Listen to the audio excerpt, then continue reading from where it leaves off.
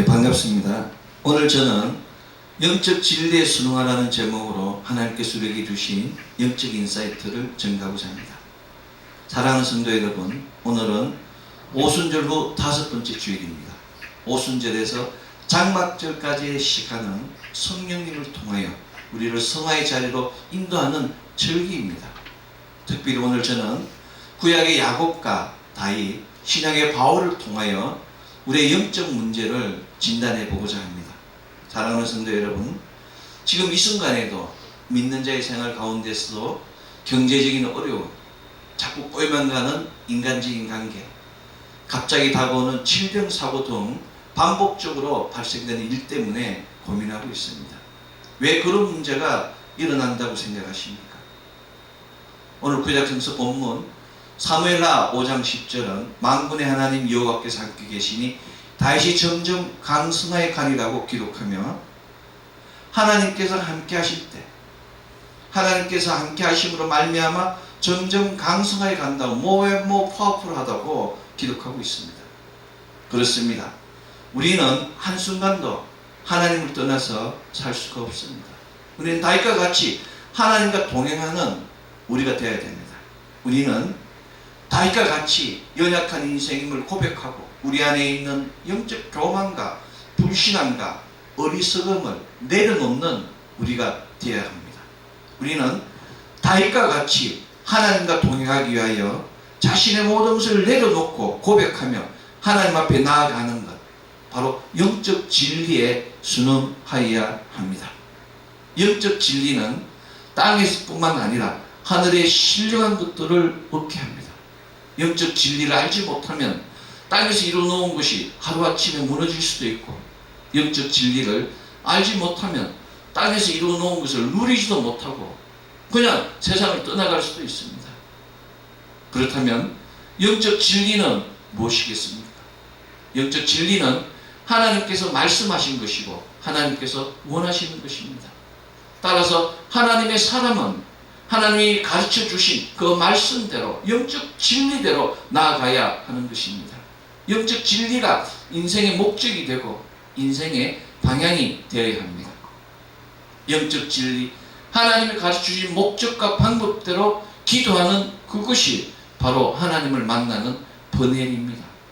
창세기 32장 30절, 그러므로 야곱이 그곳의 이름을 번뇌리라 하였으니 그가 이르기를 내가 하나님과 대면하여 보았으나 내 생명이 보존되었다 함이더라. 말씀과 같이 하나님을 만난 그 장소가 생명을 살리는 장소가 되며 축복의 장소가 되는 것입니다. 야곱은 번뇌를 경험하기 위하여 먼저 약복강의 베델을 경험했습니다. 약복강의 베델 이후에는 너무너무 두려웠어요. 뒤에는 외삼촌이 쫓아오고 앞에는 에스가 400인의 무리가 왔을 때, 그때 하나님의 군대를 경험한 것입니다. 그 땅을 마하나임이라고 부르게 된 겁니다.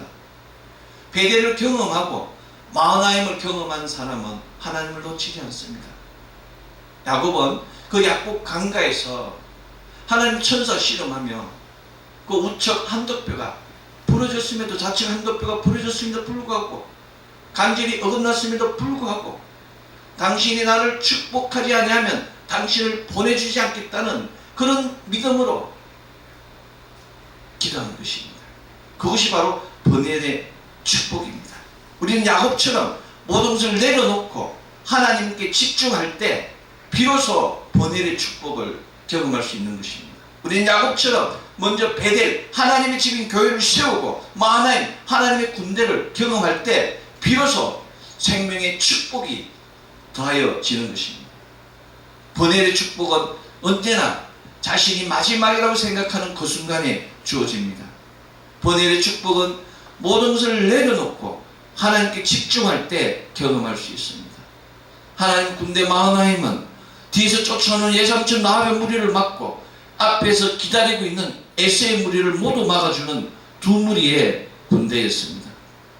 한 무리도 아니고 두 무리의 군대로 하나님께서 야곱에게 자신을 나타내신 뜻은 무엇이겠습니까?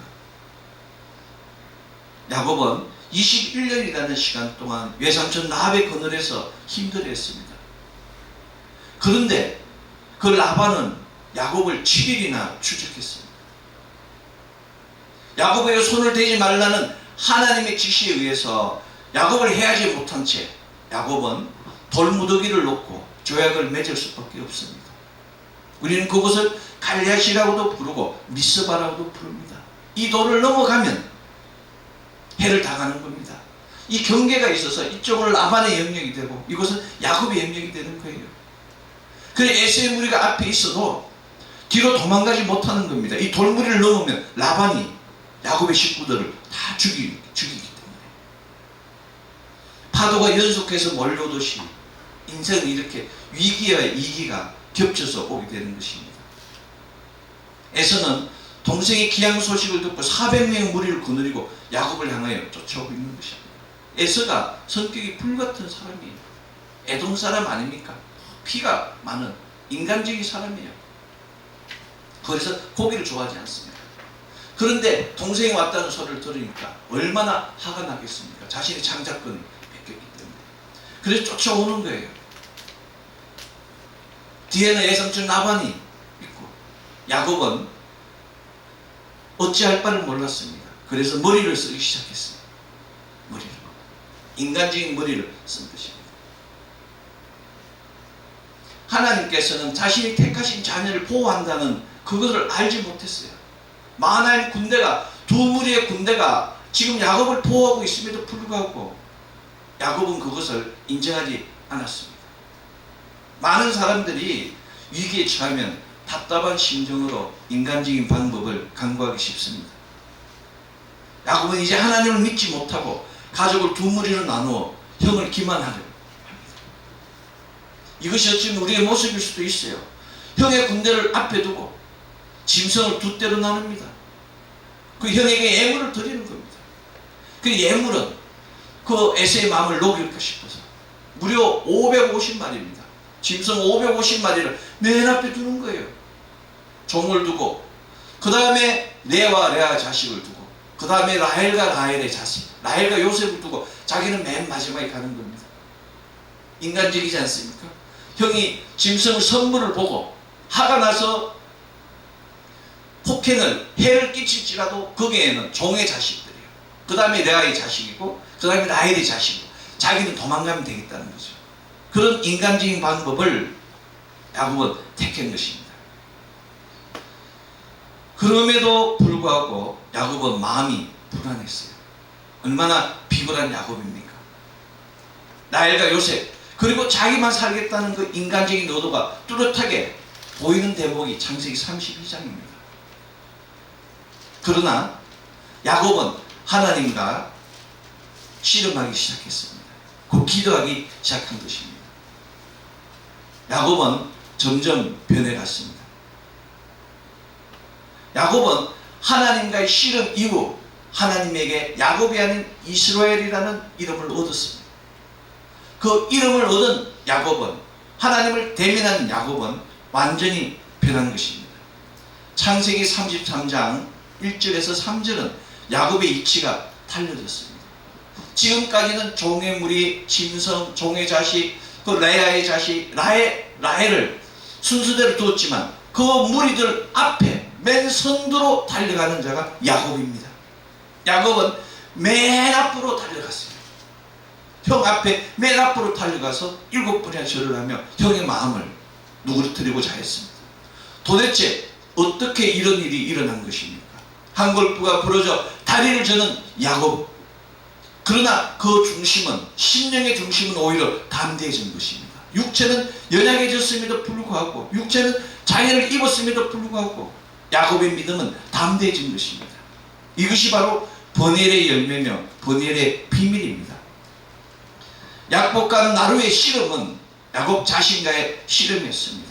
야곱은 한 걸표 허벅지 간절히 어긋났음에도 불구하고 창세기 32장 26절 당신이 내게 축복하지 아니하면 가게 하지 아니하겠다는 믿음으로 하나님을 놓지 않았습니다. 당신이 내게 축복하지 아니하면 가게 하지 아니하겠다는 이 야곱의 고백, 인간의 노력과 수단으로는 안 되기 때문에 오직 하나님만이 해결할 수 있다는 이 믿음으로 야곱은 승리한 것입니다. 더 이상 할 수 없다고 손을 높이 들고 자기 인간적인 모든 것들을 내려놓았을 때 하나님께서는 야곱의 승리를 선포하신 것입니다. 하나님 바로 이것을 보시는 것입니다. 이것이 바로 영적 진리이며 성경의 원리입니다. 하나님이 우리를 언제 도와주십니까? 바로 손을 들고 내려놓을 때입니다. 아무것도 할 수 없다고, 나는 아무것도 아니라고 인정할 때 하나님의 일이, 역사가 일어나는 것입니다. 마하나임의 하나님은 손을 높이 든 야곱을 붙들어 주셨습니다. 그리고 이튿날 하나님께서는 에서의 그 원한들, 에서의 그 모든 강팍한 마음들을 눈 녹듯 녹게 한 것입니다. 서로 얼굴을 비비고 얼싸안는 눈물의 형제 상봉이 일어난 것입니다. 은혜는 먼 곳에 있는 것이 아닙니다. 그저 말씀 가운데 불기둥, 구름기둥에 인도만 받기만 하면 바로 놀라운 역사가 일어나는 것입니다. 내가 바람길을 알려고 하는 것이 아니라, 물길을 알려고 하는 것이 아니라 주님이 보여주신 대로 따라가면 하나님 역사가 일어나는 것입니다. 어둠의 영들이 아무리 우리를 괴롭히고 아무리 우리를 힘들게 할지라도 우리가 준비가 되면, 주님이 거하실 처소, 우리 심령을 비우고 주님이 오시면 무엇이든지 할 수 있다는 그 고백만 드리면 주께서 오셔서 역사하시는 것입니다. 자기 주장을 버리고 자기를 부인하고 하나님의 사랑으로 하나님의 은혜를 간구한다는 진실한 고백만 있으면 주께서 오셔서 일하는 것입니다. 우리 안에 있는 그 욕심들, 탐욕들 버리기만 하면 성령님의 역사가 일어나는 것입니다. 세상 지식을 버리고 영적 진리로 살아갈 때 하나님 역사가 일어나는 것입니다.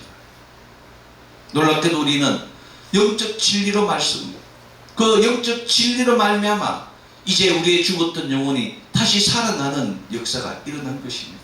우리는 예수 그리스도의 믿음으로 말미암아 영생을 얻은 것입니다.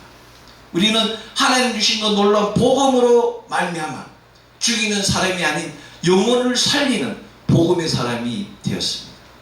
우리는 번일의 축복을 받았기 때문에 누구든지 만나면 그에게 도움을 주는, 그 사람을 세우는 사람이 된 것입니다. 우리는 교회와 목자에 대하여, 하나님 나라에 대하여 돕는 배필이 되었으며 서로 합력하여 서로 이루는 영적 공동체가 된 것입니다. 왜냐하면 하나님을 만나는 그 장소가 버넬이기 때문입니다.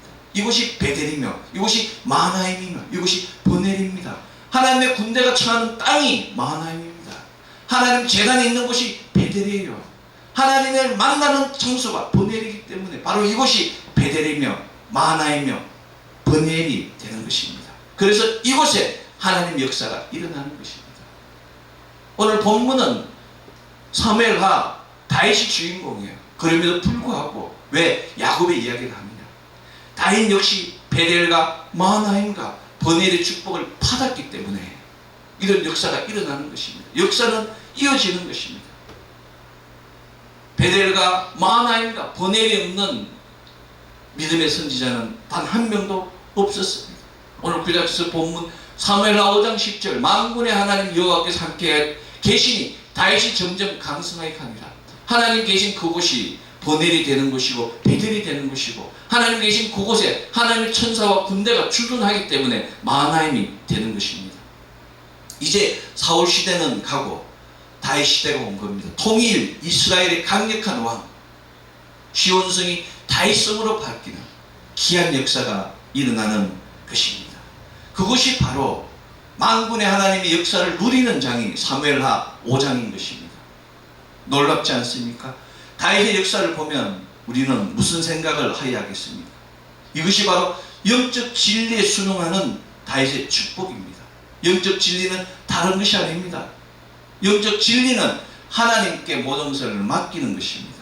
하나님이 세워주실 때만 온전하게 됨을 고백하는 것입니다.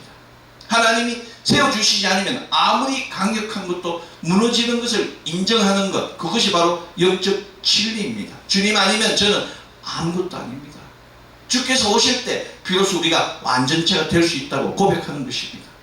주께서 우리를 사랑하시기 때문에 이곳에 먼저 오셨다고 고백하는 것이 믿음의 시작입니다. 내가 잘나서 내가 똑똑해서 성공하는 것이 아니라 주께서 우리를 긍휼히 여기시기 때문에, 내가 부족하기 때문에, 내가 불완전하기 때문에 주님께서 우리를 온전히 택해 주시는 것입니다.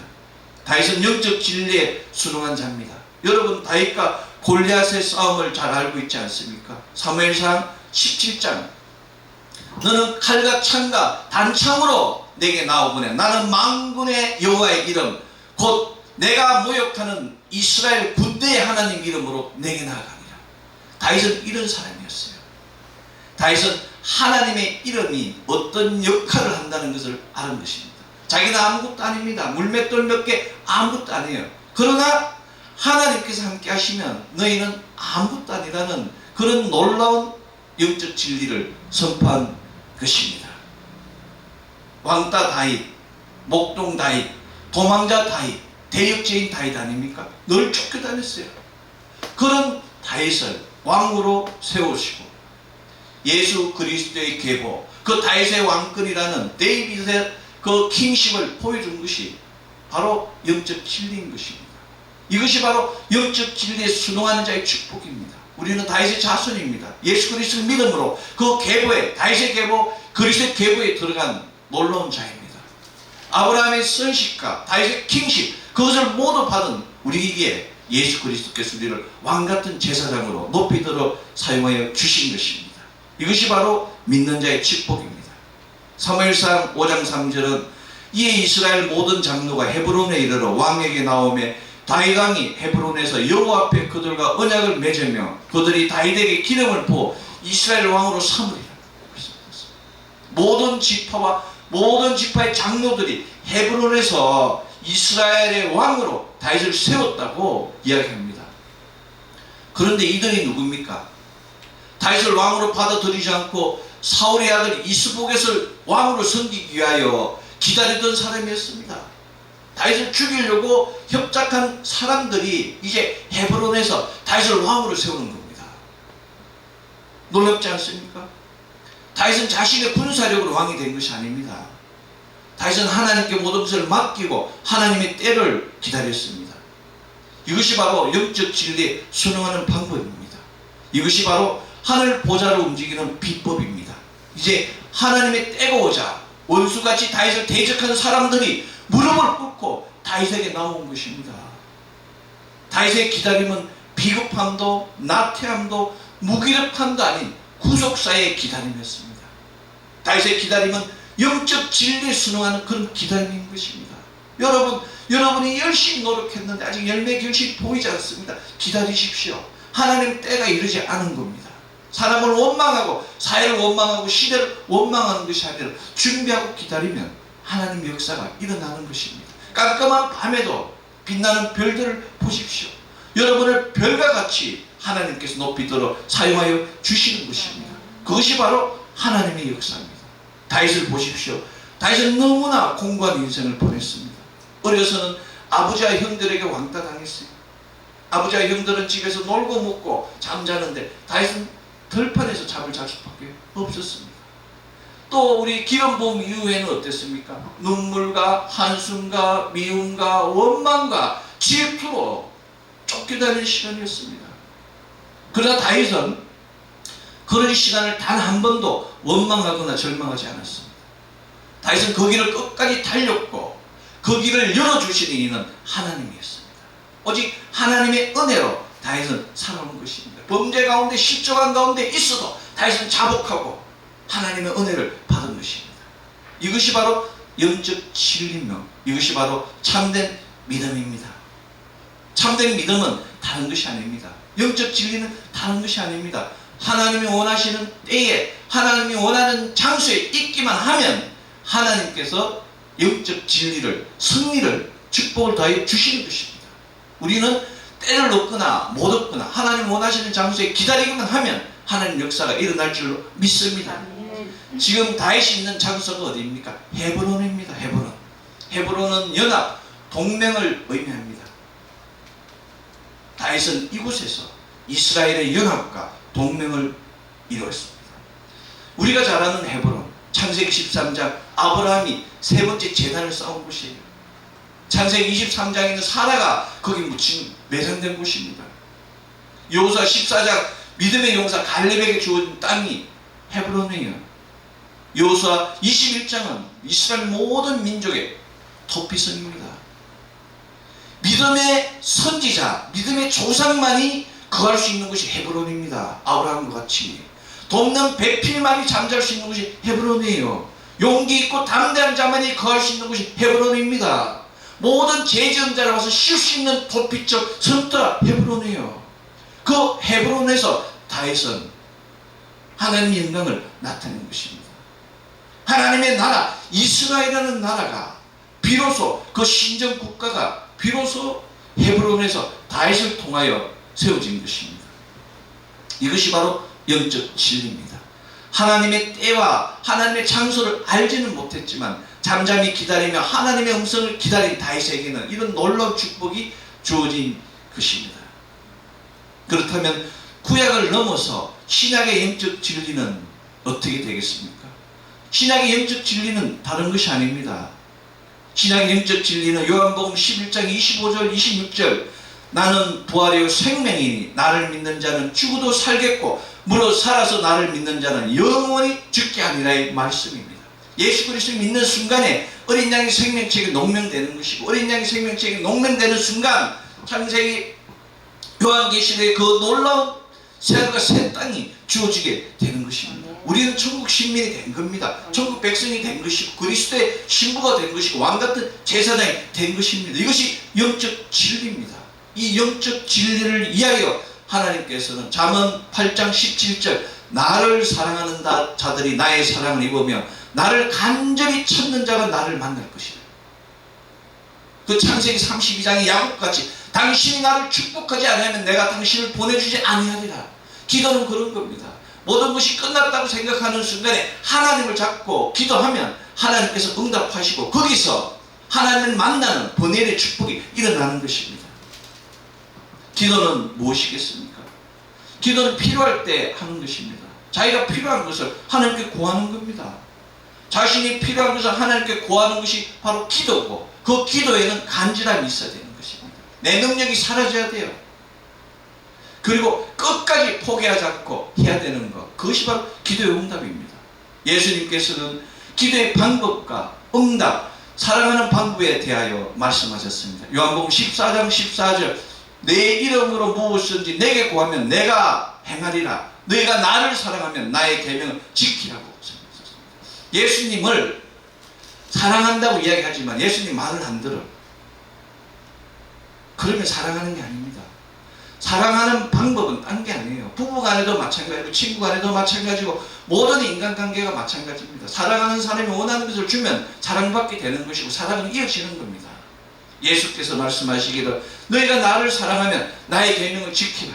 그리고 내 이름으로 구하면 내가 행하겠다고 말씀하신 것입니다. 이것이 바로 기도와 기도 응답의 맥입니다. 기도는 오직 예수님의 이름을 구해야 하며 우리는 기도하는 자는 예수님이 주신 그 계명, 계시의 말씀을 지키는 것입니다. 놀랍게도 예수께서는 요한복음 10절, 15장 10절 내가 아버지의 계명을 지켜 그의 사랑 안에 거하는 것 같이 너희도 내 계명을 지키면 내 사랑 안에 거하리라고 말씀하셨습니다. 예수님께서 먼저 하나님 아버지의 말씀을 지키고 우리에게 본을 보여주신 것입니다. 오리를 가자 그러면 십리를 가자 그러고 왼밤을 치면 오른밤을 주라는 겉옷을 달라 그러면 속옷까지 주라는 그 예수님의 말씀이 행동으로 직접 보여주신 것입니다. 먼저 말씀을 지키고 하나님을 사랑했다는 겁니다. 너희도 마찬가지로 나를 사랑하면 내 계명을 지키라고 세상 강조한 것입니다. 이것이 바로 계명입니다. 계명. 우리는 이 계명을 지키지 않습니다. 하나님 주신 말씀을 지키잖아요. 인간적인 논리로 다툼이 일어나는 겁니다. 다툼은 사람 간의 일입니다. 하나님은 품어주고 용서하는 겁니다. 하나님은 기다리시는 분이에요. 그런데 인간은 기다리지 않잖아요. 다투잖아요. 그래서 문제가 일어나는 겁니다. 계명을 지키지 않기 때문에. 사랑의 사도 요한은 요한일서 2장 4절 그를 안으로 하고 그의 계명을 지키지 아니하는 자는 거짓말하는 자요 진리가 그 속에 있지 아니하다고 증거했습니다. 우리가 예수님을 안다고 하면서 예수님의 계명 지키지 않는 자는 우리 거짓말하는 자입니다. 이 땅의 모든 크리스찬들이 거짓말하는 자고 속이는 자입니다. 그 속에 진리가 없기 때문에. 계속해서 사랑의 사도 요한 1서 2장 15절 이 세상이나 세상에 있는 것들을 사랑하지 말라. 누구든지 세상을 사랑하면 아버지의 사랑이 그 안에 있지 아니하고 라고 증거했습니다. 세상이나 세상의 지식을 사랑하는 자는 아버지의 사랑이 없다고 선포한 것입니다. 왜냐하면 요한 1서 2장 16절 세상에 있는 모든 것이 육신의 정욕, 안목의 정욕, 이생의 자랑이니 다 아버지께로부터 온 것이 아니라고, 이 세상으로부터 온 것이 때문에 세상을 사랑하지 말라고 이야기합니다. 우리는 하늘의 신령한 것들을 사랑합니다. 아브라함은 하나님의 말씀을 들었어요. 포도 듣지도 못한 지시할 땅으로 갔습니다. 그런데 아브라함은 부자예요. 여러분 생각해 보십시오. 군사 318명을 데리고 무리 400명을 데리고 그 사람들을 먹이고 살리고 하면 얼마나 부자가 되겠습니까? 창세기 12장 13장을 보십시오. 얼마나 부가 뛰어납니까? 이삭은 어떻습니까? 야곱은 어떻습니까? 땅을 파면 우물이 땅에서 솟아나는 겁니다. 씨앗을, 농사도 모르는 사람이 씨앗을 심으면은 100배의 산출이 있었다고 창세기 26장 나오는 겁니다. 이것이 하나님의 축복이에요. 하나님 믿는 자는 자기 노력이 아닙니다. 그냥 땅에 있는 기름진 것들은 주어지는 거예요. 하나님 우리를 사랑하시기 때문에 필요한 것을 주시는 것입니다. 내가 구해서 이것을 강에다가 놓으면 썩어지는 것에 불과하는 겁니다. 나누라는 겁니다. 우리 교회도 매주 저희가 하지만 저번에는 멕시코의 그 수도 화장실 없는 곳에 그걸 하고 이번 주에는 탄자니아의 싱거니 지방이라는 곳이 있어요. 지하수를 파는 데인데 그 지하수를 하나 팔면 700명의 사람이 하는 그곳에 작지만은 우리가 매주 작지만은 비둘기가 모이를 나르듯이 그렇게 계속 전 세계의 어려운 곳을 향하여 나가지 않습니까? 이것이 바로 사랑의 손길입니다. 항상 쉬지 않고 거룩한 주님의 날에 예수 이름, 사람 이름을 하는 것이 아니라 익명으로 계속 나갑니다. 하나님께서 기뻐하지 않습니다. 이것이 바로 믿음의 방법입니다. 사도 요한은 이 세상도 그 정욕도 지나가되 오직 하나님 뜻을 행하는 자는 영원히 거하리라고 전가했습니다. 우리는 아주 작은 교회고 몇 사람 모이지 않는 교회이지만 하늘 전에 하나님께서 기록하시고 땅에서나 하늘에서나 이 예배는 지속될 줄로 믿습니다. 여러분이 100년 후에 또 하늘에서 200년 후에 하늘전에서 예배를 드리게 되는 거예요. 우리 세강남 교구가 이루어지고 있는 것입니다. 하나님의 역사는 계속 흐르는 거예요. 100년 전에도 1000년 전에도 2000년 전에도 3000년 전에도 하나님 제단은 창세기 4장 26절 셋이 제단을 쌓고 하나님의 이름을 불렀다의 역사 이래로 제단에 불꽃이 끊어진 적이 없어요. 예배 제단이 끊어진 적이 없습니다. 우리가 거기를 내는 것이고 그래서 우리가 거기를 따라서 우리 믿음의 다음 세대들이 나아갈 수 있게 우리가 씨앗을 뿌리는 겁니다. 눈물의 기도를 헌신의 기도를 드리는 겁니다. 이것이 바로 하나님의 역사입니다. 하나님께서 일하시도록 시간과 공간을 드리는 다윗의 믿음, 야곱의 번뇌의 축복, 이것이 우리에게 모두 주어진 것입니다. 때로는 기다림이 힘이 듭니다. 그저 기다리는 것보다 더 힘든 것은 사람들이 그저 알지 못하는 겁니다. 알아주지 않는다는 거예요. 내가 열심히 기도하고 내가 교회에서 헌신하는데 아무도 알아주지 않는다는데 그래서 마음이 아파요. 위로를 받고 싶은데 알아주길 바라는데 하나님께서 다 아십니다. 하나님께서 다 알아주시고 이미 상급을 다 예배해 놓으셨어요. 우리는 땅에서 영화를 얻고 지금 뿌려서 얻는 것이 아니라 하나님께서 예배해 놓은 그것들이 때가 되면 그저 부어지듯이 만나와 메추라기가 떨어지듯이 떨어질 줄로 믿습니다. 출애굽기 16장에 그 놀라운 만나와 메추라기 역사가 일어나게 되는 겁니다. 17장에 머리바의 반석처럼 솟아나는 그 샘물들이 우리에게 주어지게 되는 것입니다. 그것이 바로 우리의 믿음입니다. 야곱과 다윗의 인생은 돌아가는 인생이었습니다. 야곱과 다윗의 인생은 꼬불꼬불한 출애굽 여정같이 엉켜 있어서 누구도 풀 수 없는 그런 인생이었습니다. 그럼에도 불구하고 하나님께서 역사하시니까 하나님을 만난 후에는 그때부터는 쉬운 대로가 일어난 것입니다. 단번에 풀린 것입니다. 이것이 바로 믿음입니다. 지금 이 시간 엉켜있는 세상, 교만과 변론과 언쟁, 투기와 분쟁, 비방, 악한 생각으로 부패한 이 땅에서, 진리가 왜곡된 이 땅에서, 경건이 사라진 이 땅에서 우리는 무엇을 해야겠습니까? 지금 이 시간 너무나 꼬여있는 정치, 경제, 사회, 문화 속에서 우리는 무엇을 어떻게 해야겠습니까? 우리는 영적 진리를 통해서 하나님께서 하셨던 일과 지금 하고 계시는 일과 앞으로 하실 일을 볼 수 있어야 합니다. 우리는 하나님께서 예정하신 구속사를 성취할 수 있도록 우리 자신을 비워야 됩니다. 우리 자신의 지식, 생각, 가치관, 습관을 모두 내려놓고 하나님께서 일하실 수 있도록 공간을 비워둬야 되는 겁니다. 우리는 영적 진리를 위하여 기도를 통하여 예배를 통하여 우리를 부르신 하나님의 비전을 볼 수 있어야 하며 하나님이 보시는 우리 자신의 모습을 투시할 수 있어야 됩니다. 여러분, 자녀는 더 철이 없어서 부모를 원망합니다. 그런데 그 자녀가 50이 되고 60이 되었을 때 부모의 마음을 이해할 수 있는 거예요. 근데 그때는 이미 다 늦었다고 많은 사람들이 이야기하지 않습니까? 자신이 그 환경에 가기 전에는 깨닫지 못하는 거예요. 그러나 믿음은 앞당겨서 포기하는 겁니다. 시간을 접어서 100년 지난 100년 뒤의 모습을 당겨서 포기하는 거예요. 자기의 모습, 바라봄의 법칙, 바로 이 비전인 겁니다. 여러분이 소망을 갖고 바라보면 그 모습이 내 것이 되는 것입니다. 이것이 바로 하나님의 역사입니다. 영적 진리 안에서 우리 인생의 청사진이 필요합니다. 영적 진리 안에서 우리 인생의 목표, 그 목표를 설치하기 위한 구체적인 계획, 또 그 계획을 인베딩이라 그러는데 장착시킬 수 있어야 돼요. 그것이 삶 속에서 네스팅, 완전히 현실화 체화되어야 되는 겁니다. 바로 인베딩과 네스팅 할 수 있는 영적 멘토를 통하여 자신의 사명과 소명을 성취할 수 있어야 되는 겁니다. 언제 어디서든지 우리가 라인 홀더가 되고 언제 어디서든지 우리가 도어 홀더가 되어서 머리 되는 놀라운 역사를 이뤄가야 하는 것입니다. 너무 높은 곳을 바라보아도 위험합니다. 너무 낮은 곳을 바라보아도 불편합니다. 우리 자신의 생각이 아닌 영적 진리를 통하여 하나님의 눈으로 세상을 바라보기 원합니다. 영적 눈으로 우리 인생 곡선을 그렸을 때 하나님 역사가 일어날 줄로 믿습니다. 세상이 어렵고 힘이 듭니다.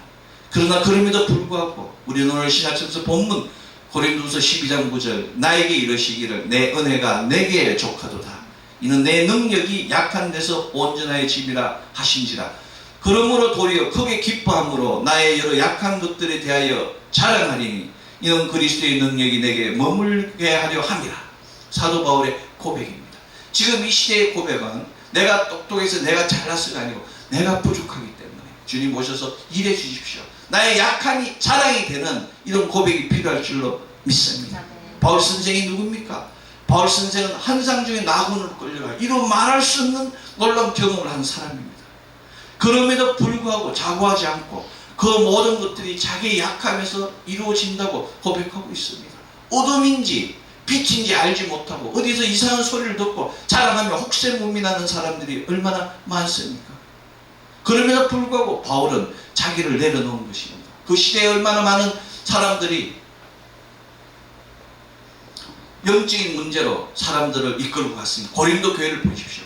얼마나 힘들면 사도 바울이 고린도서 12장 9절에 이런 이야기를 했겠습니까? 사람이 약하다고 고백할 때, 우리가 연약하다고 고백할 때 하나님께서 일하실 수 있습니다. 자신의 약함을 고백할 때 하나님이 능력이 나타난다고 사도 바울이 고백하고 있는 것입니다. 바울의 신앙이 우리의 믿음이 될 줄로 믿습니다. 사랑하는 믿음 동자 여러분, 사람과 어울리는 것을 즐기지 마십시오. 육체가 물들게 됩니다. 사랑하는 믿음의 동자 여러분, 철학이나 문화에 휩쓸리지 마십시오. 정신이 물들게 됩니다. 사랑하는 믿음의 동자 여러분, 투기와 분쟁에 휩쓸리지 마십시오. 영이 죽습니다. 사랑하는 믿음의 동자 여러분, 지금 이 시간 오직 예수, 오직 말씀, 오직 성령만을 고백하는 우리 되기 원합니다. 아멘. 영적 진리에 순응하여 말씀으로 믿음을 세우고 성령으로 믿음을 행하는 우리 되기 원합니다. 고린도전서 4장 2절 맡은 자들에게 구할 것은 충성이라의 말씀과 같이 오직 말씀, 오직 성령으로 하나님 일을 온전히 행하는 우리 모두 되기를 소망합니다. 우리의 삶 걸음걸음 가운데 참된 믿음의 길, 참된 제자의 길 가운데 베델의 축복, 마하나임의 축복, 번엘의 축복이 차고 넘치기를 소망합니다. 오직 성령님께서 일하실 수 있도록 성령님 환영합니다. 성령님 인정합니다. 성령님 모십니다. 성령님 의지합니다. 고백으로 성령님께 의지하여 모든 일을 성취하는 우리 모두 되기를 소망합니다. 아멘. 오선절로 다섯 번째 주 온전한 영적 진리를 통하여 하나님을 만나고 경험하는 번일의 놀라운 역사가 거룩한 빛, 은혜의 빛이 차고 넘치는 가정, 자녀, 기업 되기를 소망합니다. 아멘. 기도하겠습니다. 사랑의 은혜와 자비가 풍성하신 아버지 하나님 감사합니다. 오늘도 그렇고